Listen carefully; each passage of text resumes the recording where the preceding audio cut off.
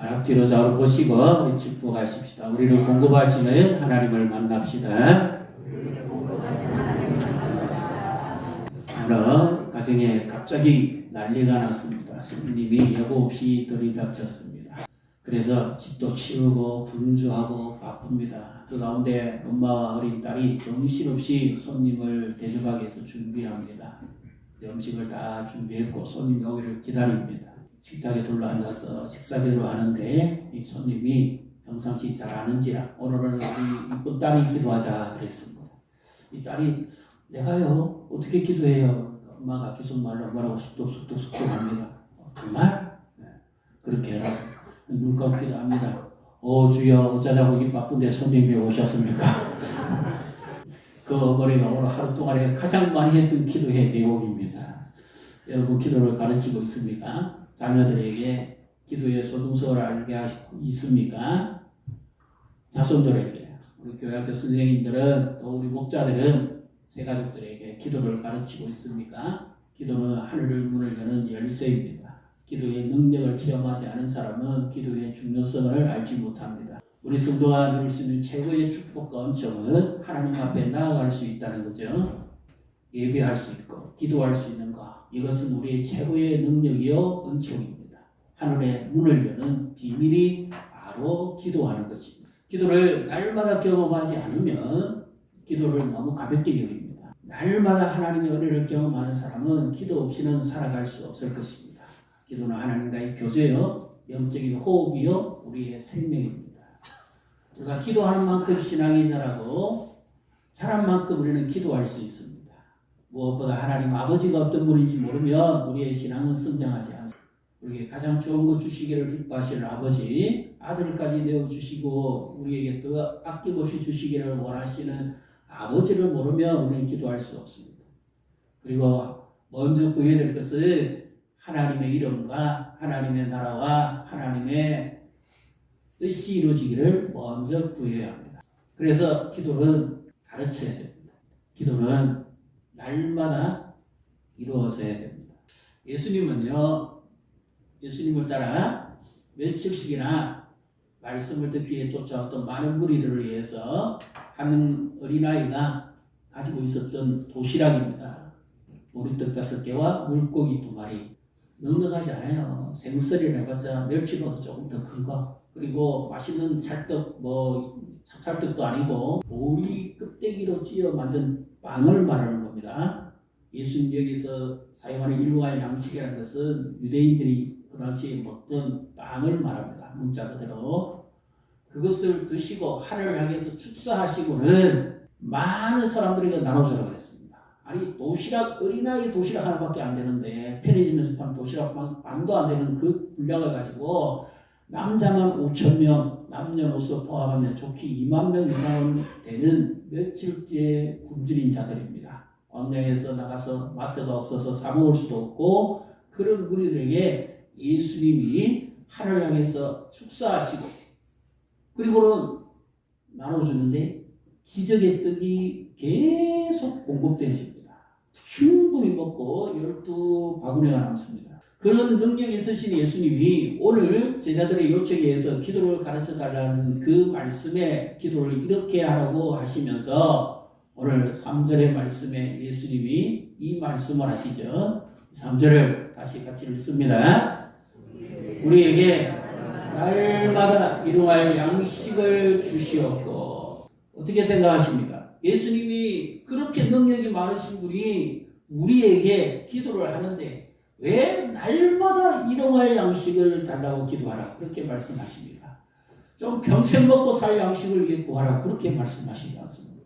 우리 흔히 말하는 세상에 나가는 이 재벌들 2세 3세 한번 보십시오. 할아버지와 아버지 덕에 평생 먹고 삽니다. 부족함 없습니다. 근데 예수님은 만왕의 왕이시고 온 세상의 통치자면 너희는 기도 이렇게 해라. 걱정하지 마라. 하늘을 향해 손 들어라. 그러면 너희에게 음식이 하늘에서부터 비같이 쏟아질 것이다. 평생 먹을 양식이 있을 것이다. 이렇게 말씀하셨으면 얼마나 우리가 마음에 염려도 없고 얼마나 기쁘고 감사하게 하겠습니까? 기도 손 들어 하늘을 향해 축사하면 돈이 하늘로부터 떨어집니다. 물질이 사올 것이 없도록 채워집니다. 그럼 얼마나 좋습니까? 우리가 살아가는 매 순간순간 수고해짐, 염려해짐, 걱정해짐 얼마나 많습니까? 자녀를 위한 뒷바라지는 평생 밑빠진 독에 물 붓기, 믿지는 장사. 그래도 부모는 합니다. 얼마나 마음이 탑니까? 출애굽기 16장 4절에 보면 하나님께서 이스라엘 백성을 출애굽에서 광야로 인도하십니다. 그런데 그들이 먹을 것이 없어요. 마실 것이 없습니다. 농사를 지으려면 최소한 심고 거두는데 6개월에서 10개월이 걸려야 됩니다. 아무것도 없습니다. 그러니까 하나님께서 하늘을 여시고 아침에는 만나를, 저녁에는 메추라기를 먹이십니다. 그 양식이 비같이 쏟아져서 쌓였다고 그랬습니다. 각 집안의 분량대로 가져가서 요리해서 먹을 수 있었습니다. 이것이 뭐냐? 만나입니다. 그리고 여섯째 날에는 이틀분의 분량을 주시고 하나님과 더불어 안식하며 살아갈 수 있도록 그렇게 하늘 양식을 주셨습니다. 그러면 예수님도 전능자고 하나님도 우리를 그렇게 사랑하시면 우리가 이 땅을 살아가면서 얼마나 수고가 많습니까? 예수님이 좀 넉넉하게 주시면 안 됩니까? 왜 날마다 일용할 양식을 구하라 그럽니까? 마태복음 6장에는 오늘 우리에게 일용할 양식을 주옵시고 이렇게 되어 있습니다. 만나가 내린 시간이 언제죠? 아침이죠. 아침 일찍입니다. 나가보니까 양식이 쌓여져 있습니다. 그러면 이 말씀의 의미는 오늘 시작되어지는 이 하루 동안의 양식을 하나님 우리에게 달라고 기도하라는 말씀이 됩니다. 그 다음에 마태복음의 시간은 유대인들은 해질녘부터 시간이 시작되니까 내일의 분량의 양식을 달라고 기도하라고 그렇게 예수님이 말씀하시는 거거든요. 오늘이든지 내일이든지 시간의 차이는 있습니다만 중요한 것은 날마다 하나님께 양식을 구하라는 거예요. 여러분 무엇을 구하십니까? 이 말씀을 어떻게 생각하십니까? 능력도 많으신 예수님이 우리의 상황도 아실 텐데 요즘 가계당 부채 없는 집이 없겠지요. 많은 부담을 가지고 살아갑니다. 자녀들의 미래도 불투명합니다. 취업도 어렵습니다. 이럴 때 예수님이 이렇게 기도하러 가셨으면 얼마나 좋을까요? 걱정하지 마라. 평생 내가 책임진다. 듣기만 해도 얼마나 감사한 말씀입니까? 근데 예수님이 그렇게 기도하지 말고 날마다 일용할 양식을 이 말씀의 의미는 이와 같은 의미입니다. 우리는 양식이 우리 몸에 들어가서 하루의 건강을 유지합니다. 생명을 유지하세요. 이처럼 하나님 앞에 우리가 믿음으로 하루 먼저 하나님께 우리의 생명을 얻다가라는 뜻입니다. 그래서 하루의 시작을 하나님께 믿음으로 시작하라는 말씀. 육체의 건강도 필요하고 요즘은 정신적 건강도 필요합니다. 정신적 고통받고 사는 사람들이 너무 많습니다. 더 나아가서 우리는 영적 건강도 필요합니다. 그래서 하나님이 날마다 하나님을 의지하게 하는데 믿음으로 하나님께서 우리의 공급자 되실 것을 믿고 구하라 이 말씀을 하시는 겁니다. 마태복음 6장에 보면 너희는 이방인들처럼 구하지 말아요. 무엇을 먹을까 무엇을 마실까 무엇을 입을까 염려하지 마라. 이것은 우리의 의식주와 행복과 미래와 관련되어 있죠. 우리의 일상생활과 사업과 일터와 관련이 있습니다. 자녀들의 학업과 미래가 관련되어 있죠. 그런데 예수님이 그것들을 놓고 구하지 말아요. 이런 불신자들이 하는 것이다. 아니 우리에게도 그것이 필요하잖아요.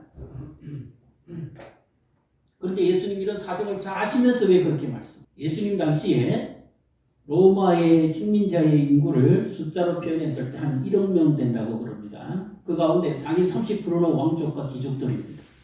그 외에 하위 70%가 전부 노예와 종들입니다. 우리가 성경에서 보는 몽학 선생님 이 사람들은 주인집의 자녀를 가르치는 역할을 하는 사람이에요. 그런데 이들은 주로 누가 하는가 하면 유대인 랍비들 아주 고급 지식을 가지고 있는 사람들이 그 집에 종으로 머물면서 가르치는 일을. 그 외에는 예수님 제자 중에 마태는 세리였으니까 좀 부유한 사람이었을 것이고 나머지는 전부 갈릴리 바다에서 물고기 잡는 어부들이고 가난한 사람들. 일용직 노동자 그러면 포도원에 가서 남의 밭에 가서 한 종일 일하고 품삯을 받아가는 바로 그와 같은 사람. 그 외에 불치병이 걸렸거나 어려운 일이 있어서 도무지 자신이 활동해서 생활력이 없는 사람은 성전의 입구에서나 큰 거리 의기에서 남의 도움을 고수하면서 먹고 살아야 했습니다. 이런 형편에 있으면 예수님이 누구보다 잘 아시잖아요. 오늘 우리의 일상도 예수님이 얼마나 잘 아십니까? 그러면 평생 먹을 거 주시면 안 됩니다. 근데 우리가 기도를 하는데요. 가장 승리 없이 하는 기도가 어떤 기도인지 알아요? 주기도 모르고 그 다음에 식사기도입니다. 식사기도에 영성이 담겨 있습니다. 이 육의 음식을 먹는 이것은 일용할 양식뿐만 아니라 좀 더 확대 해석하면 일용할 말씀이 됩니다. 그래서 우리에게 예수님이 하시는 말씀은 너희는 육체로만 사는 자가 아니고 하나님의 말씀의 양식을 먼저 먹고 그리고 육의 양식을 먹어라. 이 말씀을 하시는 겁니다. 우리의 삶의 우선순위를 바꾸라는 거죠. 옛날에 자녀들을 엄하게 가르치는 부모님들은 성경을 읽지 않으면 아이에게 밥을 안 줬습니다. 굉장히 억짝같이 좀 가르쳤죠. 엄하게 가르쳤죠. 그렇게 가르친 이유가 뭡니까? 너는 이 땅의 사람으로 살아서는 안 된다는 거죠. 그것으로 만족해서는 안 된다는 겁니다. 하나님의 말씀을 먼저 먹고 그 영의 양식이 먼저 배부르고 그리고 주시는 음식에 감사하면서 살 수 있어야 된다. 그래서 하나님의 말씀을 먼저 먹어요. 그리고 육체의 음식을 먹어라. 이것을 가르친 거죠. 그래서 내게 필요한 모든 것들은 누구로부터 공급되어진다는 것을 확실히 삶 속에서 체험하게 했던 겁니다. 우리는 어떻게 기도하고 있습니까? 우리는 무엇을 더 소중히 여기고 살아가고 있습니까? 내 영혼이 뭐입니까? 내 육체가 뭐입니까? 예수님도 광야에서 시험하는 자가 시험할 때에 이렇게 대적하시죠. 사람이 떡으로만 그랬습니다. 떡으로만 이 말씀의 의미는 떡이 필요 없다는 말씀이 아니에요.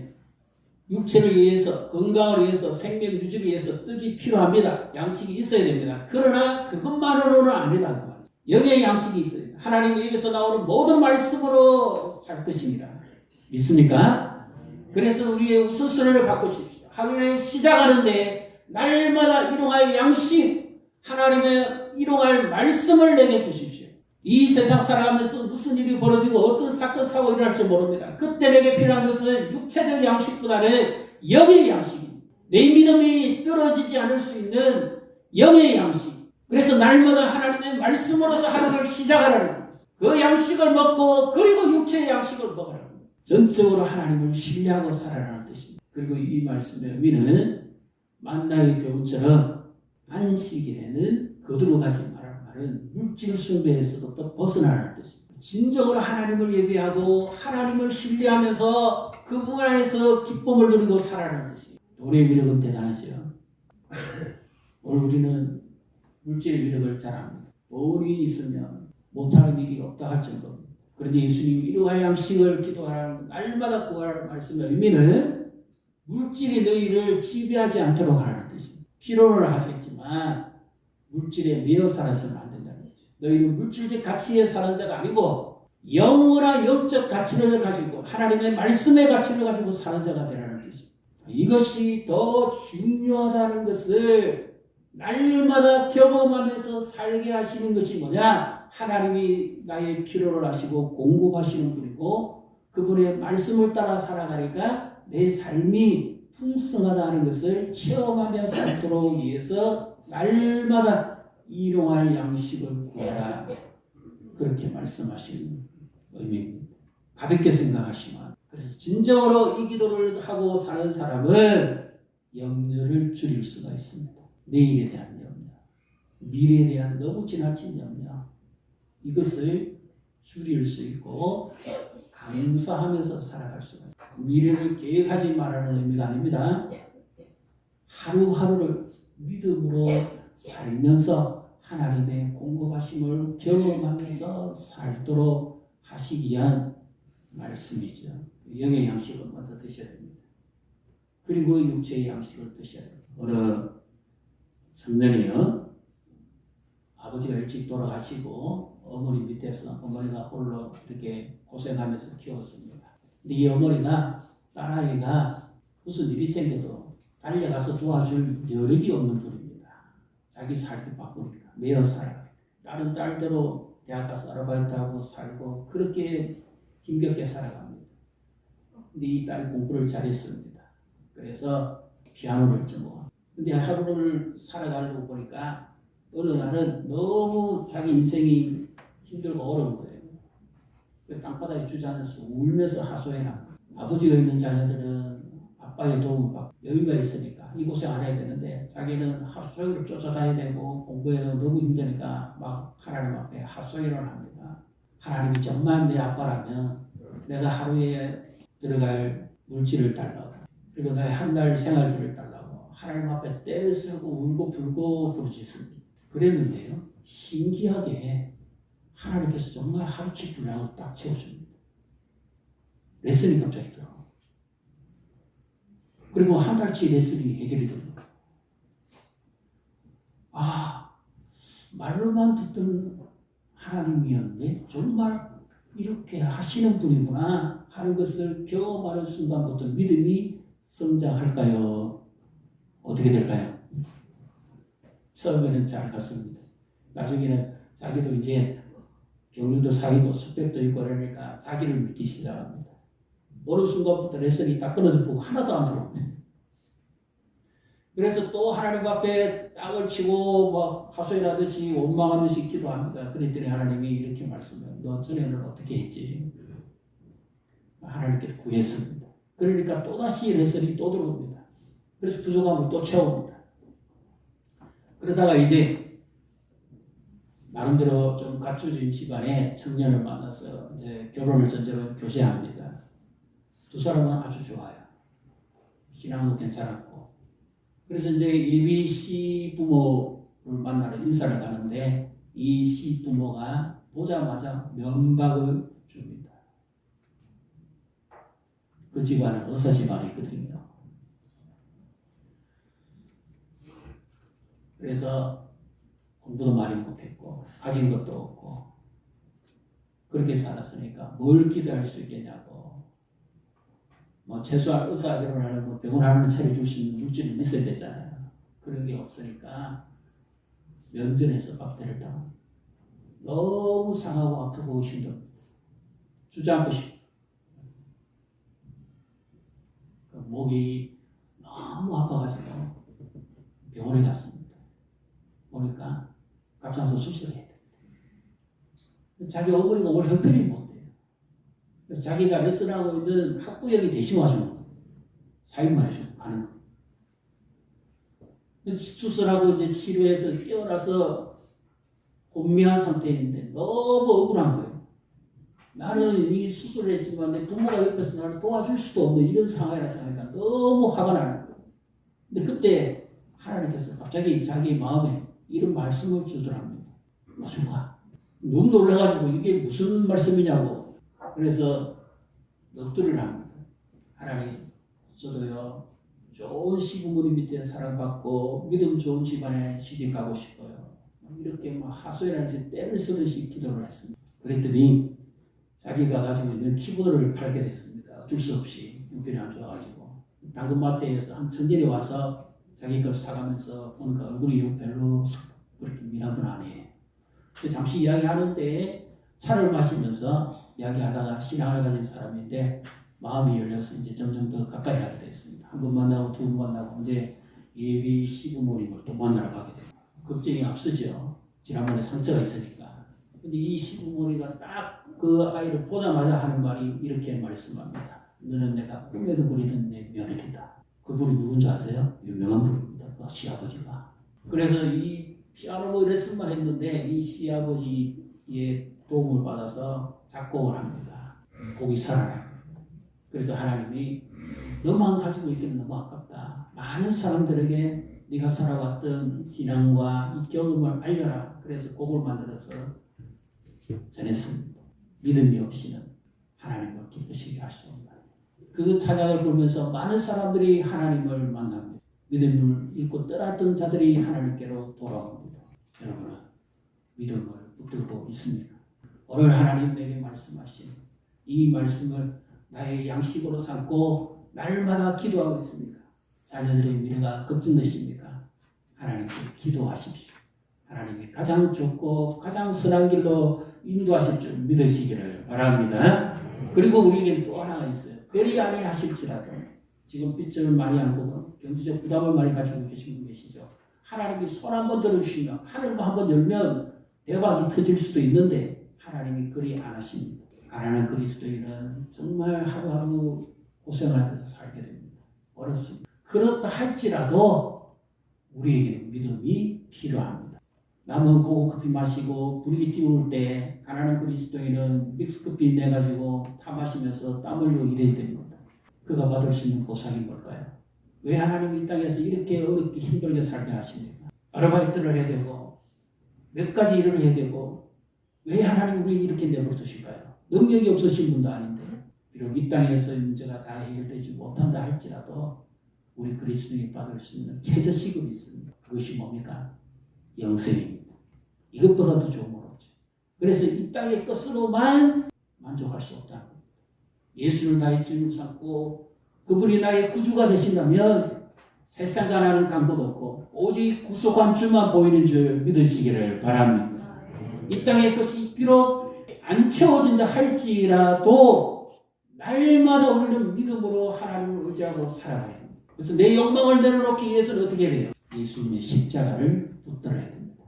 예수님이 마지막으로 일용할 양식을 주옵시고 할 이 의미의 결정은 이렇게 이루어집니다. 잡히시기 전날 밤에 제자들에게 발을 씻어주시고 심히 떡을 가지사 축사하시고 받아 먹으라. 이것은 내가 너희를 주는 내 몸이니라. 잔을 들어 축사하시고 마셔라. 이것은 내가 너희를 위하는 언약의 피니라. 예수님이 그렇게 주시기를 원했던 것은 바로 이 생명의 떡입니다. 예수님 자신을 주시기를 원하시는 거죠.